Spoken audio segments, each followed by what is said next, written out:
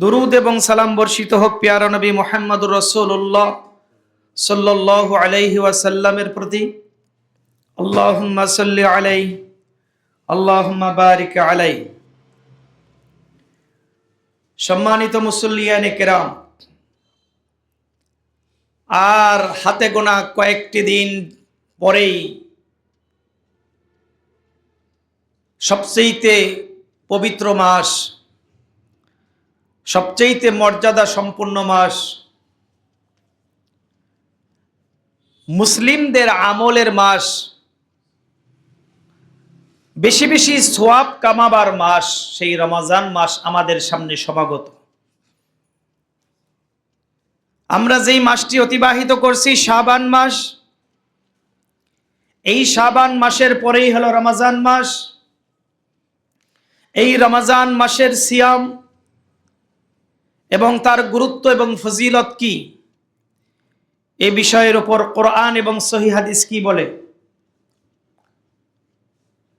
সংক্ষিপ্ত আমার খুতবার আলোচ্য বিষয় হলো এটাই যে রমজান মাসের সিয়াম এবং এই সিয়ামের গুরুত্ব এবং ফজিলত এবং মুসলিম উম্মার জন্য, আমাদের জন্য কি লাভবান আমরা হতে পারি, এই বিষয়ের উপর সংক্ষিপ্ত তথ্যবহুল কিছু আলোচনা পেশ করব ইনশাআল্লাহ। ওমা তৌফিক ইল্লা বিল্লাহ, আলাইহি তাওয়াক্কালতু ওয়া ইলাইহি উনীব। প্রথমেই আমাদেরকে জেনে নিতে হবে রমজান শব্দের অর্থ কি, সিয়াম শব্দের অর্থ কি। রমজান শব্দের অর্থ হলো উত্তপ্ত হওয়া, গরম হওয়া।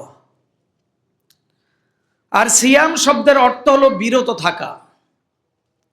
অর্থাৎ মুমিনগণ সুবহে সাদিক থেকে সূর্যাস্ত পর্যন্ত যাবতীয় পানাহার ও যৌবিক চাহিদা থেকে যে বিরত থাকে, আরবিতে সেটাকেই বলা হয় সিয়াম বা রোজা বলে। ফার্সি ভাষায় বলা হয় রোজা, কোরআন এবং হাদিসের ভাষায় বলা হয় সিয়াম। এজন্য আমরা সিয়াম শব্দটাই বেশি ব্যবহার করব। আমরা যখন বলবো রোজার মাস, আমরা তার পরিবর্তে বলবো সিয়ামের মাস। আমরা যখন বলতে চাই ভাই রোজা রেখেছেন, আমরা বলবো ভাই সিয়াম রেখেছেন। তার মানে হলো রোজার পরিবর্তে যখন আমরা সিয়াম শব্দটা ব্যবহার করব, সাথে সাথে আপনার আমার আমল নামায় 40টা নেকি উঠে যাবে। কারণ সিয়ামের মধ্যে একটা অক্ষর রয়েছে। আপনি কোরআনের একটি পরিভাষা বললেন, সিয়াম শব্দটা বলার কারণে 40টা নেকি আপনার আমার আমল নামায় উঠে যাবে, কিন্তু রোজা বলার কারণে সেটা নাও হতে পারে। এজন্য সিয়ামের হাকিকত বা উদ্দেশ্য হলো এই, তাকওয়ার মাধ্যমে আল্লাহর নৈকট্য হাসিল করা। কিভাবে আমরা আল্লাহকে পেতে পারি, তাকে খুশি করতে পারি, তার জান্নাত লাভ করতে পারি, এটাই হলো সিয়ামের মূল উদ্দেশ্য এবং হাকিকত। আল্লাহ রাব্বুল আলামিন সূরা বাকারার 183 নম্বর আয়াতে রব্বুল আলামিন বলেন, ইয়া আইয়ুহাল্লাযীনা আমানু কুতিবা আলাইকুমুস সিয়ামু কামা কুতিবা আলাল্লাযীনা মিন ক্বাবলিকুম। হে ঈমানদারগণ, তোমাদের উপর রমজান মাসের সিয়াম ফরজ করা হলো, যেমন ভাবে ফরজ করা হয়েছিল ইতিপূর্বে সকল নবীর উম্মতের উপর। এটা এজন্য তোমরা পালন করবে যেন তোমরা আল্লাহর নৈকট্য অর্জন করতে পারো, তাকওয়া অবলম্বন করতে পারো। তাহলে এই সিয়ামের মূল উদ্দেশ্য হলো আল্লাহ রাব্বুল আলামিনের নৈকট্য লাভ করা, তাকওয়া লাভ করা।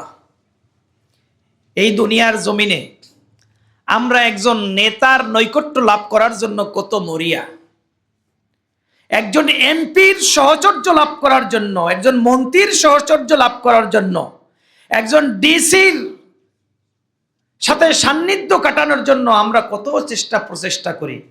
আল্লাহ রাব্বুল আলামিন বললেন, বান্দারে, এই পৃথিবীর কোন ডিসি, এসপি, মন্ত্রী, এমপি তো আমি নই। আমি হলাম বিশ্বজাহানের রব, একমাত্র মালিক। তোমরা আমার নৈকট্য হাসিল করার জন্য তোমাদের জন্য একটি ইবাদত দেওয়া হলো, সেটা হলো সিয়াম। এই সিয়াম যথাযথভাবে একমাত্র আল্লাহ তাআলাকে সন্তুষ্ট করার জন্য রাখো, তোমরা আমার সন্তুষ্ট লাভ করতে পারবে, আমার তাকওয়া অর্জন করতে পারবে। তাহলে এই রমজান মাস হলো বছরের শ্রেষ্ঠ মাস। কেন আল্লাহ তাআলার কাছে এই মাসটি এত শ্রেষ্ঠ? কারণ হলো এই মাসেই নাজিল করা হয়েছে পবিত্র আল কোরআনকে। অর্থাৎ নবী সাল্লাল্লাহু আলাইহি ওয়াসাল্লামের কাছে সর্বপ্রথম যখন ওহী নাজিল হয় হেরা গুহায়, সেই মাসটি ছিল কোন মাস? এই রমজান মাস। আল্লাহ রাব্বুল আলামিন সূরা বাকারার 185 নম্বর আয়াতে বলেন, শাহরু রমাদান আল্লাযী উনজিলা ফীহিল কুরআন হুদাল লিন-নাস। এটা হলো সেই রমজান মাস যেই রমজান মাসে নাজিল করা হয়েছে কোরআনকে। আর এই কোরআন হলো সেই কোরআন, সেই কিতাব, সেই গাইড বুক, সেই ক্যাটালগ, হুদাল লিন-নাস, যেই ক্যাটালগ, যে গাইড বুক, যেটা সমস্ত মানবতার জন্য হেদায়েতের দিশা, সমস্ত মানুষের জন্য সঠিক পথ, সঠিক দিক নির্দেশন, সেটাই হলো এই কোরআন। ওয়া বায়্যিনাতিম মিনাল হুদা ওয়াল ফুরকান, আর সত্য মিথ্যার মধ্যে পার্থক্য নির্ণয়ের সবচেয়ে বায়্যিনাত, স্পষ্ট যে রাডার, স্পষ্ট যে দিক নির্দেশন, সেটা হলো এই কোরআন। সত্য মিথ্যার মধ্যে এই কোরআন আপনাকে সঠিক রাস্তা দেখাবে। হালাল এবং হারাম কি, আলো এবং অন্ধকার কি, ভালো এবং মন্দ কি, সুনীতি এবং দুর্নীতি কি, এইগুলো পার্থক্য নির্ণয় করে দিবে সেই কোরআন। আর সেই কোরআন নাজিল করা হয়েছে রমজান মাস, যার কারণে রমজান মাসের মর্যাদা অন্য সকল মাসের চাইতে শ্রেষ্ঠ। সেই রমজান মাস আমাদের সামনে সমাগত। ইনশাআল্লাহ আমরা প্রাণ খুলে আল্লাহর ইবাদত করব, আমরা প্রাণ ভরে মানুষকে সহযোগিতা করব, আমরা হাত খুলে দান করব, আমরা সিয়াম পালন করব, বেশি বেশি নফল ইবাদত করব। সেই মাসটি হলো এই রমজান মাস। এজন্য এই রমজান মাসের আমলের সওয়াব অন্য যে কোনো মানুষের মাসের তুলনায় অনেক বেশি। সহিহুল বুখারী এবং সহিহুল মুসলিম সহ অন্যান্য সকল হাদিসের কিতাবগুলোতে আবু হুরায়রা রাদিয়াল্লাহু তাআলা আনহু থেকে বর্ণিত হাদিস, রাসূলুল্লাহ সাল্লাল্লাহু আলাইহি ওয়াসাল্লাম বলেছেন, কুল্লু আমাল ইবনে আদম ইউদাআফু হাসানাতুন বিআশরি আমসালিহা। আল্লাহর নবী বলেছেন, প্রত্যেকটা বনি আদমের যে সওয়াব, প্রত্যেকটা বনি আদমের যে কল্যাণমূলক কাজ, এটা আল্লাহ রাব্বুল আলামিন 10 গুণ থেকে বাড়িয়ে ইলা 700 দিফিন 700 গুণ পর্যন্ত বর্ধিত করে দেন। তার মানে হলো এই, একজন মুমিন যখন একটি ভালো কাজ করে, সওয়াবের কাজ করে, সেটা যত ছোট হোক আর যত বড় হোক আর যত মাঝারি হোক, আল্লাহ রাব্বুল আলামিন প্রত্যেক মুমিন বান্দার তার আমলগুলোকে তার নিয়তের উপর নির্ভর করে 10 গুণ থেকে 700 গুণ পর্যন্ত আল্লাহ পাক বর্ধিত করে দেন। আপনি আমি যখন একটি ভালো কাজ করি, তখন আপনার আমার আমল নামায় আল্লাহ রাব্বুল আলামিন এই ভালো কাজটাকে লালন পালন করেন।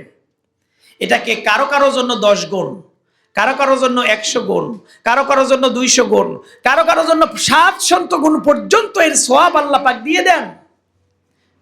আল্লাহু তাআলা, কিন্তু আল্লাহ তাআলা বলেন ইল্লা সাওম, তবে রোজা ব্যতীত। নামাজের আমলের সওয়াব গণনা করে দেওয়া হবে, হজের আমলের সওয়াব গণনা করে দেওয়া হবে, দান খয়রাতের আমলের সওয়াব গণনা করে দেওয়া হবে। ইল্লা সাওম, তবে রোজার সওয়াব আল্লাহ রাব্বুল আলামিন গণনা করে দিবেন না। ফা ইন্নাহু লি ওয়া আনা আজজি বিহি, আল্লাহ রাব্বুল আলামিন বলেন, কেননা সিয়াম শুধুমাত্র বান্দা আমার জন্য রেখেছে এবং এর পুরস্কার আমি নিজ হাতে তাকে দেব। সুবহানাল্লাহ। সিয়ামের পুরস্কার আল্লাহ রাব্বুল আলামিন বলবেন, ফেরেশতারা না, এটার সওয়াব তোমরা দিও না। কাল হাসরের ময়দানে ফেরেশতাদেরকে বলবেন, তোমরা নামাজের সওয়াব, হজের পুরস্কার, অন্যান্য ইবাদতের পুরস্কার তোমরা দাও, কিন্তু বান্দা একমাত্র আমার জন্য সিয়াম পালন করেছে, এর পুরস্কার আমি নিজ হাতে দান করব। এরপর রাসূল সাল্লাল্লাহু আলাইহি সাল্লাম বললেন, আস-সিয়ামু জুন্নাহ, সিয়াম হলো ঢাল স্বরূপ। কি থেকে ঢাল স্বরূপ? যাবতীয় অন্যায়, অপরাধ, দুর্নীতি, খারাপ কাজ থেকে ফিরাই হলো এই রোজা। ফালা ইয়ারফাস ওয়ালা ইয়াসকাব, সুতরাং তুমি এই রমজান মাসে এই সিয়াম রেখে কোনো অশ্লীলতা করবে না, ওয়ালা ইয়াসকাব, ঝগড়া বিবাদে লিপ্ত হবে না। ফাইন শাবাহু আহাদুন আও কাতালাহু, তুমি নিজ থেকে ঝগড়া করবে না, তুমি নিজ থেকে কাউকে গালাগালি করবে না, তুমি নিজ থেকে কাউকে অশ্লীল বাক্য আলাপ করবে না, কিন্তু তারপরেও যদি কেউ তোমাকে গালি দেয়, তোমার সাথে ঝগড়া করতে উদ্যত হয়, তোমার পায়ে পাড়া দিয়ে ঝগড়া করার চেষ্টা করে, ফালিয়াকুল ইন্নী ইমরুন সাইম, তাহলে তুমি বলে দাও আমি রোজাদার, আমি সিয়াম রেখেছি। তুমি যে আমার সাথে ঝগড়া করছো, আমাকে গালি দিচ্ছ, আমার বদনাম রটাচ্ছ, আমার গীবত করছো, আমিও ইচ্ছা করলে তোমাকে উল্টাটা দিতে পারি, কিন্তু না, আমি কেন দেব না? কারণ আমি সয়েম, আমি রোজাদার, আমি সিয়াম পালন করেছি। যেই মুখ দিয়ে আমি সারাদিন আহার করি না, যেই মুখ দিয়ে আমি পানি খাই না, যেই মুখ দিয়ে আমি খাবার খাই না, এই মুখ দিয়ে একটি গালি, একটি অন্যায়, বেফাস, ফাহিশা কথা আমি বলতে পারি না। তুমি আমার সাথে ঝগড়া করতে পারো, কিন্তু আমি তোমার সাথে ঝগড়া করতে পারি না। রাসূল সাল্লাল্লাহু আলাইহি সাল্লাম সেই কথাই বললেন যে সিয়াম হলো মানুষের অন্যায় অপরাধের জন্য ঢাল স্বরূপ। ঢালের কাজ কি? শত্রুর আক্রমণ থেকে তীর, বল্লম, এগুলোকে প্রোটেক্ট করা, রক্ষা করা। ঠিক শয়তানের যাবতীয় ষড়যন্ত্র থেকে এই সিয়াম আপনাকে কি করবে? নিরাপদ দান করবে। সম্মানিত হাজিরিন, এই রমজান মাস আমাদের সামনে সমাগত।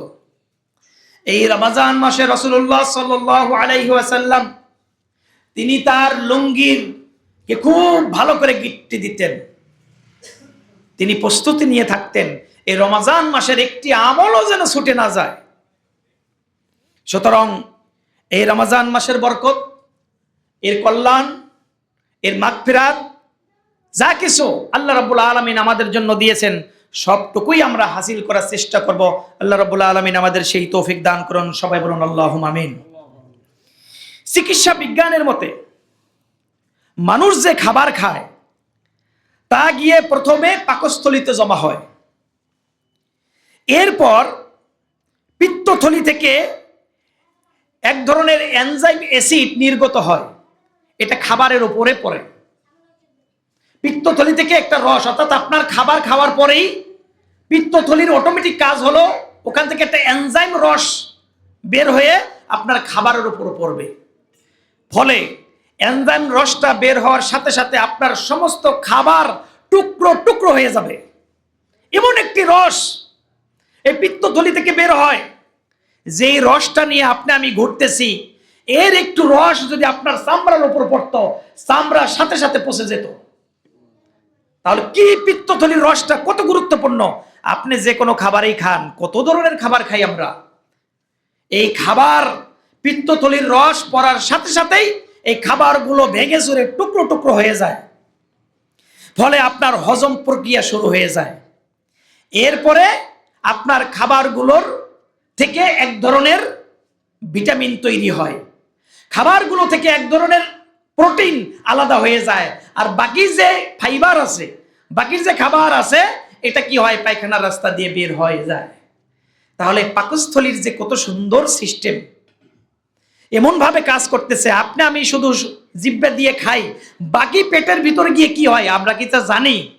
কোনো সময় খোঁজ খবর নেই না। কিন্তু আল্লাহ রাব্বুল আলামিন এই পাকস্থলীর ভিতরে এমন কিছু অটোমেটিক মেশিন রেখে দিয়েছেন, সেটা কাজ করতেছে। এখন আমরা 11 মাস খাইলাম পাকস্থলী, সেটা একটা মেশিন। মেশিনেরও রেস্ট দরকার আছে না নাই বলেন? এটা যদি একটা মেশিন হয়ে থাকে, মেশিনের অবসর নেওয়া দরকার আছে না? এই অবসর নেওয়া দরকার আছে। তাহলে আমি যখন রোজা রাখি, সুবে সাদেকের সময় খাইলাম, এরপর সকাল 8টা-9টার দিকে আবার আমার পেটের ভিতরে একটা খিদার উদ্রেক হয় না? একটা খিদা লেগে যাবে। কিন্তু খিদা লাগলেও কি আমরা খাই না। তাহলে কি হবে? যখন এই রোজা থাকার কারণে আমার পাকস্থলী বলতেছে যে এখন ক্ষুধা লাগছে, তুমি খাবার খাও, কিন্তু আমি খাই না। ফলে এই পাকস্থলী তখন খাবার কোথায় থেকে খায়? পাকস্থলীকে খাবার দিতেই হবে। আমি মুখে দেই বা না দেই, পাকস্থলী কিন্তু খাবার দিতে হবে। তখন সে কি করে জানেন? তখন এই পাকস্থলী কি করে? আমার শরীরের ভিতর যে অতিরিক্ত চর্বি, এই চর্বি থেকে টান দেয়, এই চর্বিটা বান হয়, এই চর্বিটা ক্ষয় হয়। তার মানে হলো এই রোজা রাখার কারণে আমার শরীরের ভিতর যে অতিরিক্ত চর্বি, এই চর্বিটা খাদ্য নালী কি করে? পাকস্থলীতে খাবার হিসেবে কাজ করে। ফলে আমার শরীর থেকে যে অতিরিক্ত চর্বি, এই চর্বিটা খাবার গ্রহণ করার কারণে অতিরিক্ত চর্বিটা হতে পারে না। তাহলে এই অতিরিক্ত চর্বিটা আমার জীবনে কতখানি ক্ষতিকর। এই যে ব্রেন স্ট্রোক করে, হার্ট অ্যাটাক করে, উচ্চ রক্তচাপ, ডায়াবেটিস, এইগুলোর জন্য এই যে বড় বড় রোগগুলা, যেগুলো আমরা বলি বড় লোকদের রোগ, ঠিক না? বড় লোকদের রোগ, কারণ বড় লোকরা বেশি খায়। বেশি খাওয়া মানে বেশি চর্বি শরীরের মধ্যে স্থাপিত হয়ে যায়। ফলে এই বড় লোকদের বড় লোক, এটার একমাত্র কারণ হলো অতিরিক্ত চর্বি। আমার শরীরে যতটুকু চর্বি লাগে অতটুকু ঠিক আছে, কিন্তু অতিরিক্ত চর্বি যখন হয়ে যায়, আমার রগের ভিতরে যে রক্ত, এটা ঘনত্ব হয়ে যায়। ফলে আস্তে আস্তে করে রগের ভিতরে চর্বিগুলো জমতে থাকে। ফলে লাস্টে কোনো এক সময় কি করতে পারে না, এই রক্ত চলাচল করতে পারে না, হঠাৎ করে হার্ট ফেল। কারণ রক্ত চলাচল বন্ধ মানে হার্ট ফেল করা, রক্ত চলাচল বন্ধ মানে আপনার ব্রেন স্ট্রোক করা, রক্ত চলাচল বন্ধ মানে আপনার শরীরের ভিতর অতিরিক্ত ইনসুলিন তৈরি হওয়া। সুতরাং এই যে ডায়াবেটিস, এই যে হার্ট অ্যাটাক, এইগুলোর একমাত্র দায়ী, একমাত্র শত্রু হলো আপনার শরীরের ভিতর অতিরিক্ত চর্বি। তাহলে আপনি রোজা রাখলে কি হয়? এই রোজা রাখার কারণে আপনার পাকস্থলীতে যে খাবার চায়, এই খাবার তো আপনি দিচ্ছেন না। সকাল 9টার সময় আপনি নাস্তা করেন, আপনি নাস্তা দিচ্ছেন না। দুপুরে জোহরের নামাজ পড়ে আপনি খাবার খান, এই খাবারটা দিলেন না। যার কারণে পাকস্থলী বসে থাকে না। সে কি করে? আপনার শরীরের অতিরিক্ত চর্বি থেকে সে খায়। ফলে আপনার চর্বিটার ব্যালেন্স তৈরি হয়। এর কারণে উচ্চ রক্তচাপ, ডায়াবেটিস, তারপরে আপনার এই হার্ট অ্যাটাক, ব্রেন স্ট্রোক, এইগুলোর ঝুঁকি থেকে আমরা বাঁচতে পারি। সুতরাং আগেকার যুগে যারা হাল চাষ করত, তাদের শরীরে অতিরিক্ত কোনো চর্বি হতো না। যার কারণে তারা ব্রেন স্ট্রোক করেও মারা যেত না, হার্ট অ্যাটাক করেও মারা যেত না, তাদের শরীরে কোনো ডায়াবেটিস ছিল না। এখনকার যুগে ডায়াবেটিস মাঝে মাঝে আশ্চর্য হই, 6 বছরের বাচ্চারও ডায়াবেটিস হয়ে যায়, 8 বছরের বাচ্চারও ডায়াবেটিস হয়ে যায়। কারণ সে কি করছে?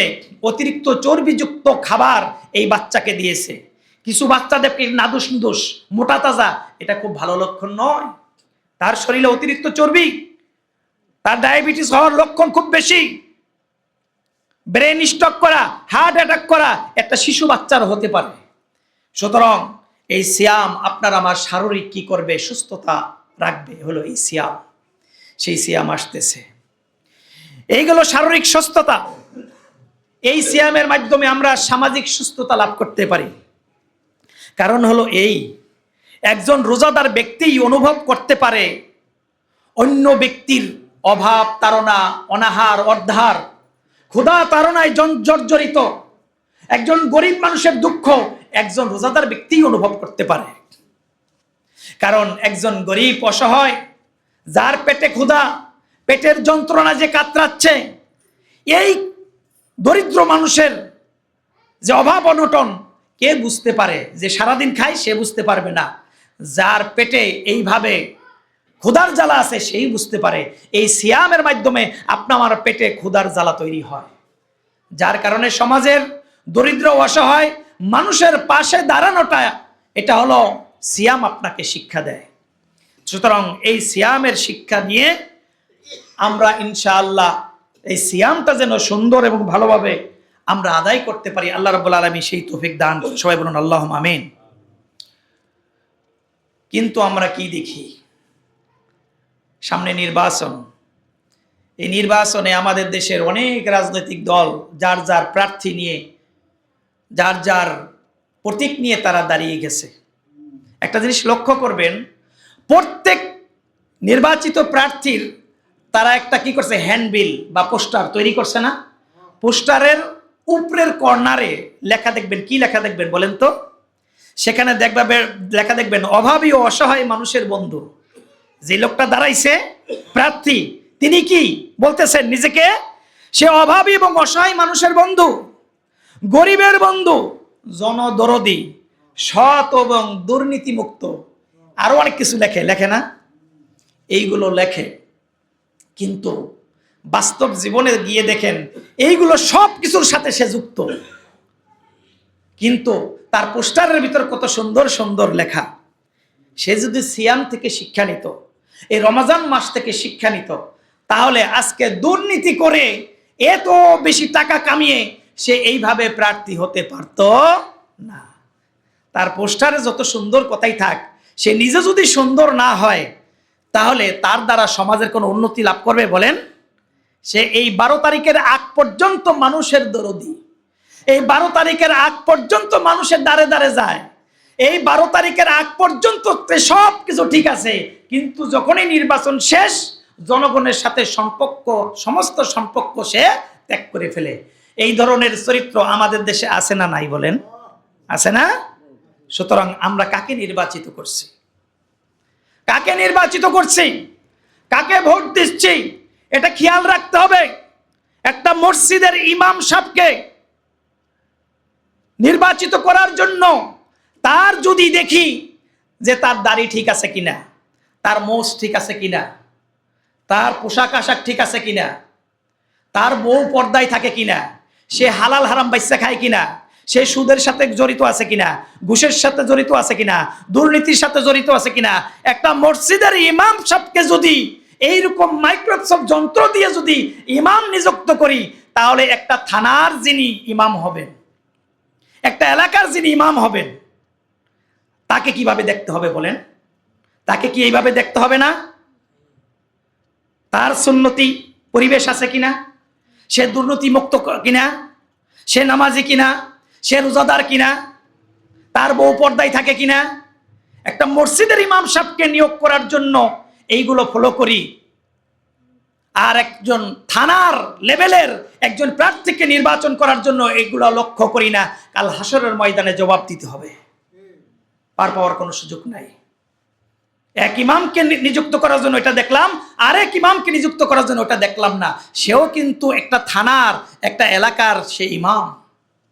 একজন চেয়ারম্যান সে ইউনিয়নের ইমাম, একজন মেম্বার সে ওয়ার্ডের ইমাম, একজন এমপি সে একটা এলাকার থানার ইমাম। সুতরাং প্রত্যেক ইমামকে যাচাই বাছাই করে সে যোগ্য কিনা, সৎ কিনা, দুর্নীতিমুক্ত কিনা, নামাজি কিনা, তা সে কোরআন এবং হাদিসের উপর সে চলে কিনা, এই বিষয়গুলো লক্ষ্য রাখতে হবে। সম্মানিত ভাইয়েরা, আমরা বলি কোরআন এবং সহিহ হাদিসের আলোকে জীবন গড়ি, এটা বলি শুধুমাত্র মসজিদে, কিন্তু যখন আমরা দুনিয়াবি ভাবে চলি, রাজনীতির মধ্যে চলি, অর্থনীতির মধ্যে চলি, তখন কোরআন হাদিস আমাদের থাকে না।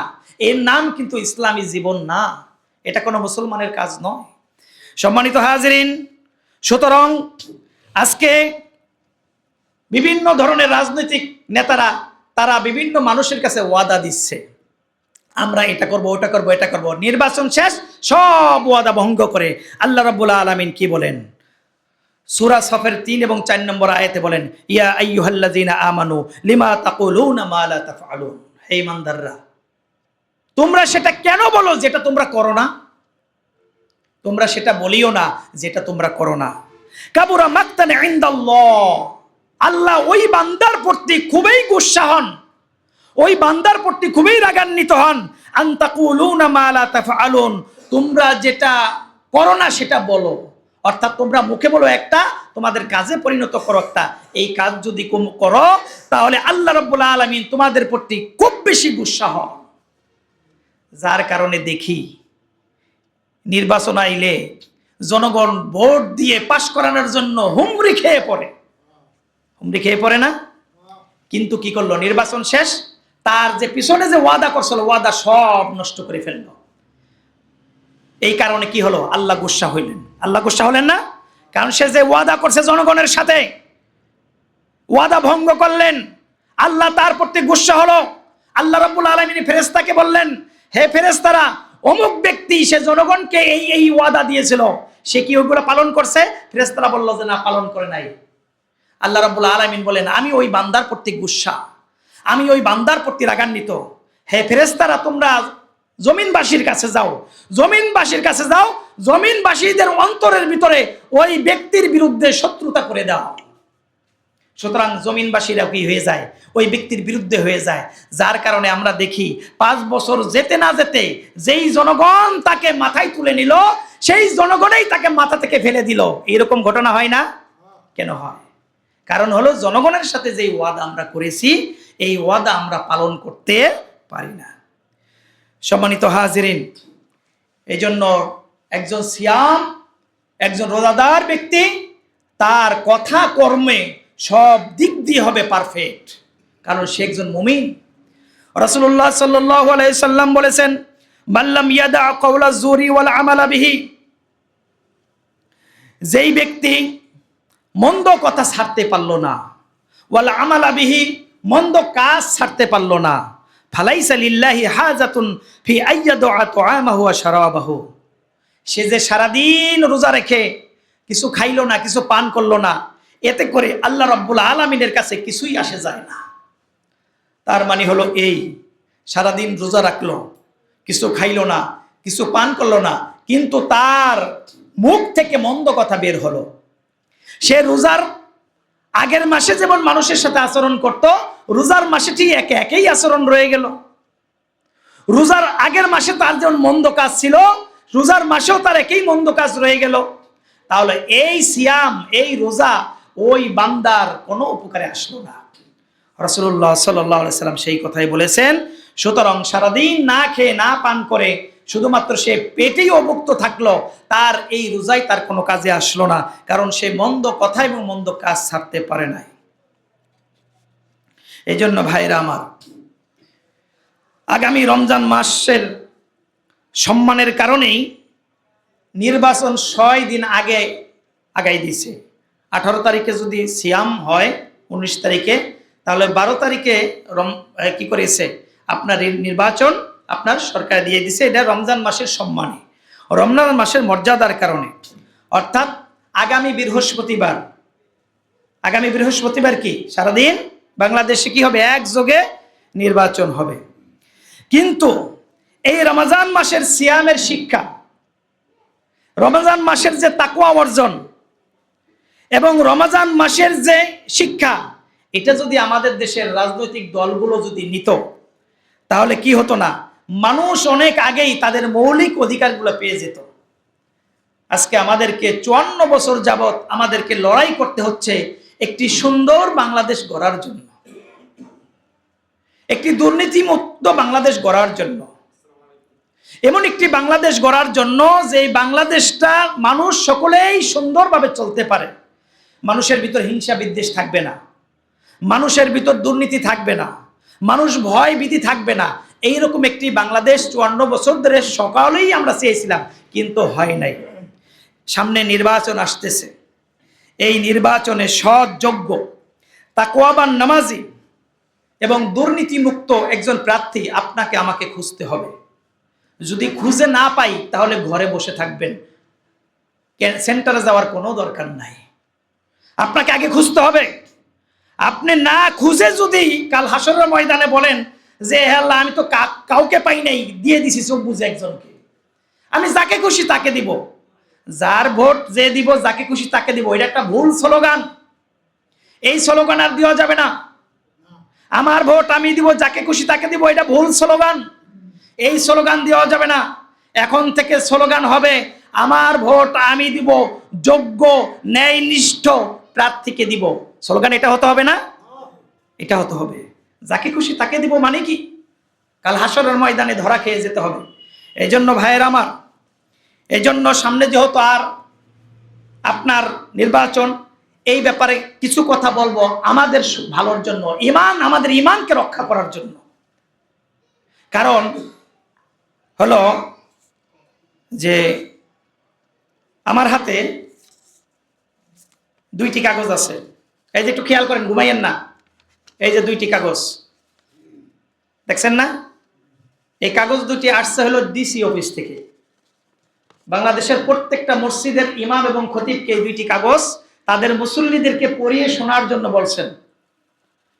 অর্থাৎ জেলা প্রশাসক থেকে এই দুইটি কাগজ আসছে। এই দুইটি কাগজ আসছে, কাগজ নিয়ে যদি রেখে দেই হবে না? এটা পড়াই শোনাইতে হইব, পড়াই শোনাইতে হইব না? কারণ আসছে প্রশাসনের কাছ থেকে।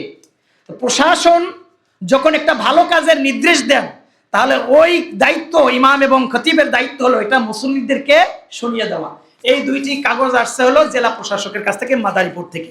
এই যে লেখাই আছে, এখানে যে কথাটা বলা আছে সেটা হলো সামনে যে নির্বাচন, এই নির্বাচনে আপনি আপনার যোগ্য ন্যায়নিষ্ঠ নামাজি তাকওয়াবান এইরকম একজন লোককে আপনি বাছাই করে তাকে ভোট দিবেন একটা ব্যালট পেপারে। আরেকটা ব্যালট পেপার দিবে সরকার। সেই ব্যালট পেপারে এক পাশে থাকবে হা, আরেক পাশে থাকবে না। বাম পাশে কি থাকবে? হা, ডাইন পাশে থাকবে না, অথবা উপরে থাকবে হা, নিচে থাকবে না। এই হা এবং না কি? এটা হলো যে আমরা যে 24শে জুলাই গত হয়ে গেল, এই 24শে জুলাইয়ের পরবর্তীতে নতুন একটি বাংলাদেশ আমরা চাই। যে বাংলাদেশে থাকবে না দুর্নীতি, যে বাংলাদেশে থাকবে না হাহাকার, অভাবী থাকবে না। আর রাজনৈতিক যে সমস্যা, রাজনৈতিক যে দুর্নীতি, এই দুর্নীতিকে মুক্ত করার জন্য আপনি কি করবেন? হা মাকড়া একটা ভোট দেওয়ার জন্য সরকার নিজেই আপনার কাছে বলছে। তাহলে দুই একটা বিষয় বলি। সরকার থেকে যেটা বলছে সেটা হলো, আপনি যদি হাতে ভোট দেন তাহলে এই বাংলাদেশের একজন নাগরিক হিসেবে আপনি কি কি পাবেন? আপনি আমি সকলেই নাগরিক। একজন এমপির মর্যাদা যেমন নাগরিক হিসেবে, আপনার আমার মর্যাদা একই রকম। সুতরাং এই নাগরিক হিসেবে আপনি আমি কি পাবো? এইরকম 13টা, মোট 13টা বিষয় আছে। এগুলো সংক্ষেপে বলি, বিস্তারিত বলার সুযোগ নাই, সংক্ষেপে বলি, তাহলে আপনার আমার বুঝতে সুবিধা হবে। আপনি যদি হাতে ভোট দেন তাহলে কি হবে? নতুন বাংলাদেশে সামনে যে প্রধানমন্ত্রী বা রাষ্ট্রপতি, এটা মাত্র সে 10 বছর, একজন ব্যক্তি 10 বছর সে প্রধানমন্ত্রী বা রাষ্ট্রপতি হতে পারবে। কারণ একজন মানুষ যখন বেশি দিন রাষ্ট্র ক্ষমতায় থাকে সে স্বৈরাচার হয়ে যায়। দীর্ঘদিন রাষ্ট্র ক্ষমতায় থাকলে সে নিজেকে ক্ষমতাবান মনে করে। যেমন ফেরাউন 40 বছর রাজত্ব করেছিল, নমরুদ 40 বছর রাজত্ব করেছিল। 40 বছর রাজত্ব করতে করতে তার ভিতরে এমন একটা জিনিস তৈরি হয়ে গেল, লাস্টে সে বলল আনা রব্বুকুমুল আলা, আমি হইলাম তোমাদের বড় খোদা। ফেরাউন বলে নাই আমি তোমাদের বড় খোদা? কেন বলছে? দীর্ঘদিন রাষ্ট্র ক্ষমতায় থাকতে থাকতে সমস্ত জনগণ তার মুঠের মধ্যে নিয়ে আসছে। ফলে চতুর্দিকে দেখে সবাই দিয়ে আমাকে পূজা করে, সবাই দিয়ে আমার কথা কয়, সবাই দিয়ে আমার কি করে? চামচামি করে। তখন সে ডিক্টেটর হয়ে যায়, তখন সে স্বৈরাচার হয়ে যায়।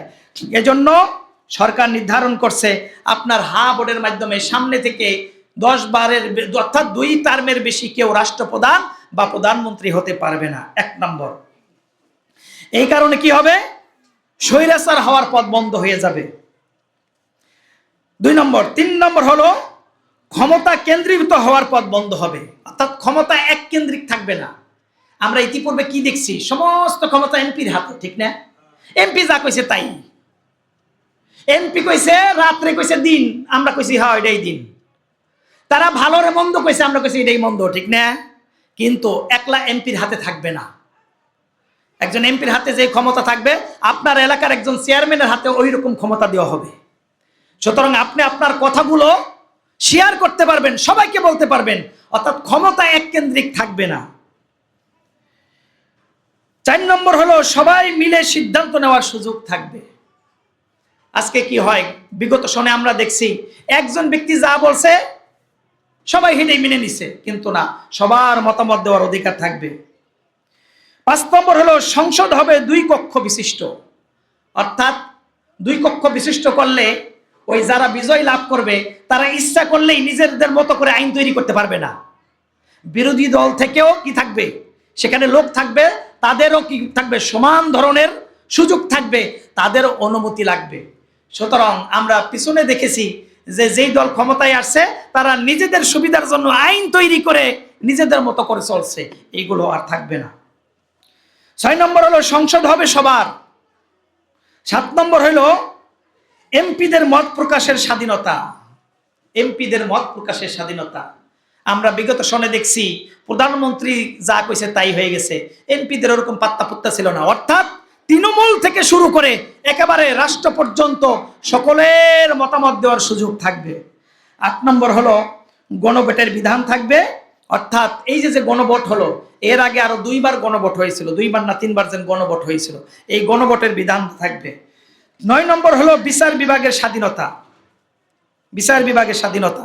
আপনি আমি সমস্যায় পড়ে গেছি, আদালতের দ্বারস্থ হলাম, এখানে অমুক মন্ত্রী এমপি ফোন দিয়ে আদালতকে বলতে পারবে না যে জজ সাহেব এটা আমার লোক না, ওকে জেলে পুরন, অথবা এটা আমার লোক, ওকে ছেড়ে দিন, এই কথা বলার সুযোগ থাকবে না। বিচার তার নিজস্ব গতিতে চলবে। 10 নম্বর বাড়বে নাগরিক অধিকার। নাগরিকদের 5টা অধিকার আছে। কয়টা অধিকার? এগুলা কিন্তু আমরা জানি না, আমরা শুধু শুনি, কিন্তু এটা কিন্তু জানি না। রাষ্ট্র আপনাকে 5টা অধিকার দিছে, কিন্তু না জানার কারণে এই অধিকারগুলো আমরা নিতে পারি না। 1 নম্বর হলো খাদ্যের অধিকার, এটা রাষ্ট্র আপনাকে দিতে হবে। আহার, বস্ত্র, পোশাকের অধিকার। আহার, বস্ত্র, বাসস্থান, শিক্ষা, চিকিৎসা, এই 5টা অধিকার হলো সরকারের দায়িত্ব। এই দায়িত্ব আপনাকে কি করবে, তারা দিতে বাধ্য থাকবে। 11 নম্বর হলো সংসদে নারী বাড়বে, নারীর প্রতিনিধিত্ব। এটা যদিও সরকার করছে, নারীর প্রতিনিধিত্ব। 12 নম্বর হলো অপরাধীর কোনো ক্ষমা নাই।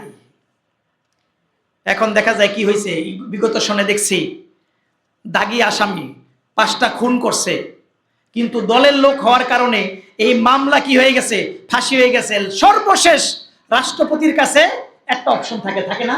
সে যদি ক্ষমা করে দেয় তাহলে এই যে 6 জন খুন করছে এও খালাস। এই সুযোগ আর থাকবে না, এই সুযোগ থাকবে না। সুতরাং অপরাধী যে করছে আদালত পর্যন্ত তার সীমানা শেষ, ওই রাষ্ট্রপতি ক্ষমা করে দিল, ওই পর্যন্ত আর যাওয়া লাগবে না। 13 নম্বর হলো ভাষার মর্যাদা, অর্থাৎ বাংলা ভাষায় আমরা কথা বলি, তাহলে অন্যান্য ভাষাভাষীরা যে আছে, নিরগোষ্ঠী আছে, তারাও একটা ভাষার মর্যাদা পাবে। সুতরাং এইরকম 12-15টা সুযোগ আমরা লাভ করব যদি আমরা হাতে ভোট দেই। যদি আমরা হাতে ভোট না দিতে পারি, যদি নাতে দেয়, তাহলে এইরকম কোনো সুযোগ সুবিধা হবে না। জুলাই যে আন্দোলন, কতগুলো মানুষ মারা গেল, কতগুলো মানুষ বঙ্গুত্ব বরণ করলো, সমস্ত কিছু নষ্ট হয়ে যাবে। সুতরাং নতুন বাংলাদেশ গড়ার জন্য, আমাদের একজন মুমিনদের বাংলাদেশ গড়ার জন্য, আমাদের ইসলামী বাংলাদেশ গড়ার জন্য ইনশাআল্লাহ আমরা এই বিষয়গুলো খেয়াল রাখবো, লক্ষ্য রাখবো। কারণ হলো এই 2টা কাগজ যেহেতু জেলা প্রশাসকের কাছ থেকে দিয়েছে, এটা মুসল্লিদেরকে বুঝিয়ে দেওয়ার জন্য। এরপরও আপনার অধিকার আছে, আপনি হাতে দিবেন না নাতে দিবেন, এটা আপনার অধিকার আছে। তবে যেহেতু হাতে ভোট দিলে এই নাগরিক সুবিধাগুলো হবে, নতুন একটা বাংলাদেশ গঠন হবে, সেই জন্য আমাদের উচিত আমরা হাতে ভোটটা দিয়ে ইনশাল্লাহ জয়যুক্ত করতে পারলে আশা করি নতুন বাংলাদেশ আমরা পাবো। সেই বাংলাদেশ হবে মুসলমানদের বাংলাদেশ, সেই বাংলাদেশ হবে ইমানদারদের বাংলাদেশ, সেই বাংলাদেশ হবে প্রত্যেকেই যার যার অধিকার তারা পাবে, সেই বাংলাদেশ হবে মাদক মুক্ত বাংলাদেশ। এরকম একটি বাংলাদেশ আমরা চাই কিনা বলেন? আমরা সকলেই চাই। আল্লাহ রাব্বুল আলামিন আমাদের সেই তৌফিক দান করুন, সবাই বলুন আমিন। সর্বশেষ যে কথাটা সেটা হলো, যদি 18 বা 19 তারিখে আপনার সিয়াম শুরু হয়ে যায় তাহলে আমরা সামনে হয়তো আরেকটি জুমা পাব, কিন্তু এরপরেই রমজান শুরু হয়ে যাবে। রমজান শুরু হয়ে যাওয়ার পর আমরা এই মসজিদে আমাদের যারা মুসল্লি রয়েছেন, আশেপাশের ভাই বেরাদাররা রয়েছেন, তাদের জন্য আমরা ইফতারির ব্যবস্থা করব পহেলা রমজান থেকে 30 রমজান পর্যন্ত। এই মসজিদে গত বছরও আমরা ইফতারের ব্যবস্থা করেছি, আলহামদুলিল্লাহ অত্যন্ত ভালো মানের ইফতার। এই ইফতারের ব্যাপারে অনেকগুলো হাদিস আছে, আল্লাহ রসুল বলেছেন। তার মধ্যে অত হাদিস আজকে বলবো না, একটি হাদিস বলি। রাসূলুল্লাহ সাল্লাল্লাহু আলাইহি সাল্লাম বলেছেন, যদি কোনো ব্যক্তি কোনো রোজাদারকে ইফতার করায়, খেয়াল করেন, যদি কোনো ব্যক্তি কোনো সায়েমকে ইফতার করায়, তাহলে ওই ব্যক্তি সারাদিন রোজা রেখে যেই সওয়াব লাভ করবে, যিনি ইফতারটা করাইলেন ওনার পরিপূর্ণ সওয়াবটা উনি লাভ করবে। সুবহানাল্লাহ। তবে যিনি রোজা রাখছেন তার সওয়াবটাকে কেটে নিয়ে নয়, তার সওয়াব তারই থাকবে, কিন্তু আমি কি করলাম, একজন রোজাদারকে ইফতার করাইলাম। এই কারণে উনি রোজা রেখে সারাদিন রোজা রেখে কষ্ট করে যে সওয়াব লাভ করলেন, আমি একটা খুরমা খেজুর, এক গ্লাস পানি, একটু ছোলা ইত্যাদি দিয়ে ইফতার করিয়ে সেই সওয়াবটা লাভ করলাম। সাহাবার বলল, ইয়া রাসূলুল্লাহ, আমি যে একজনকে ইফতার করাবো, আমার তো ঘরে তেমন কিছু নাই। রাসূলুল্লাহ সাল্লাল্লাহু আলাইহি সাল্লাম বললেন, প্রয়োজনে তুমি এক গ্লাস পানি দিয়েও তাকে ইফতার করাও। আপনার ঘরে কিছুই নাই, একজন রোজাদার, সে হন হন করে যাচ্ছে, কোথাও কিছু নাই। আপনি ভাইকে ডাক দিলেন, আসেন ভাই বসেন, আমার কাছে যা আছে তাই দিয়ে আপনাকে ইফতার করাই। এইভাবে বসিয়ে তাকে আপনি ইফতার করালেন, আল্লাহ রাব্বুল আলামিন খুশি হয়ে গেল। সুতরাং আমাদের এই মসজিদে ইফতার ব্যবস্থা হবে। যারা মুসল্লি আছেন সকলকে বলবো, এবং যারা আসেন নাই সকলের কাছেই এই নসিহত, আপনার আমার 5টা টাকা, আপনার আমার 10টা টাকা, আপনার আমার 100 টাকা, 500 টাকা, বেশি কিছু বা কম ইত্যাদি দিয়ে এই মসজিদে যদি একটু শরিক হই, 30 দিন যারা রোজা রাখবে প্রত্যেকের রোজার একটা সওয়াব আমরা কি পাবো না? পাবো ইনশাআল্লাহ। ভাইরা